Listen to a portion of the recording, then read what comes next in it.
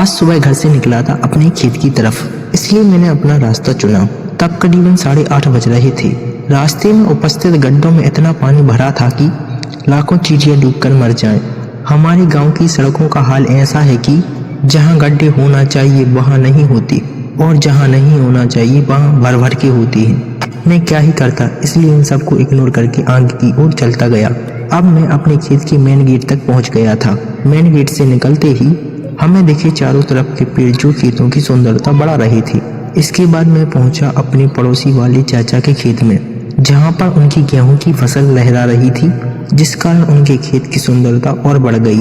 अब मैं पहुंचा अपने खेत में, जहां पर नीचे वाले खेत में फसल को उगे कुछ ही समय हुआ था। इसके बाद मैं पहुंचा अपने कुएं के पास, जो बहुत ही डेंजरस था।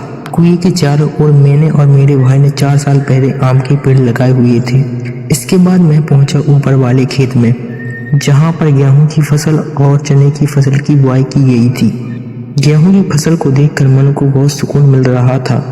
खेत के बाजू में लकड़ी पड़ी हुई थी, जो ड्रम में यूज करते हैं। बाजू वाले खेत में सेमों के तने इन जगहों पर लटके हुए दिख रहे थे। यह दृश्य मन को मनमोहित कर रहा था। तभी बाजू में दादा परदादा के समय का एक कुआं दिखा। उस समय के लोग उसे बहर कहा करते थे। उसे देखकर हम आगे की ओर बढ़ गए और वहां पहुंचे जहां पर कुछ क्यारियां बनी हुई थी। यहाँ किसी फसल को लगाया जाना था। इसके बाद मैं पहुंचा अपने कुएं के पास, जहां पर अमरूद का पेड़ लगा हुआ था।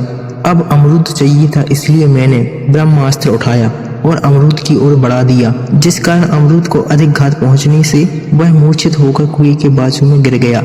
अब मैं उसे उठाने के लिए कुएं के नीचे गया, जहां पर अमरूद मूर्छित पड़ा हुआ था। कुएं में अधिक पानी होने के कारण मुझे थोड़ा डर लग रहा था, लेकिन मैंने मूर्छित पड़े अमरूद को उठाया और ले आया स्नान कराने के लिए, क्योंकि इसका जल गंगा के समान ठंडा था। अमरूद को स्नान कराने के बाद उसे खाना स्टार्ट किया। खाने के बाद हम पहुंचे ऐसे यंत्र के पास जहां पर गेहूं की फसल की कटाई की जाती है और जिससे हमें प्रॉपर गेहूं प्राप्त होता है। और इस सब के बाद हम निकल पड़े अपने घर की ओर।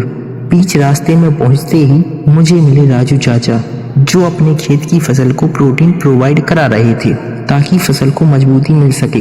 इसके बाद हम पहुंचे अपने घर, जहां पर कंचे भी दादा बीड़ी से धुएं उड़ा रहे थे और मेरे दादा बीड़ी बना रहे थे। इस ब्लॉग में बस इतना ही। अब मिलेंगे नेक्स्ट ब्लॉग के साथ, तब तक के लिए बाय बाय।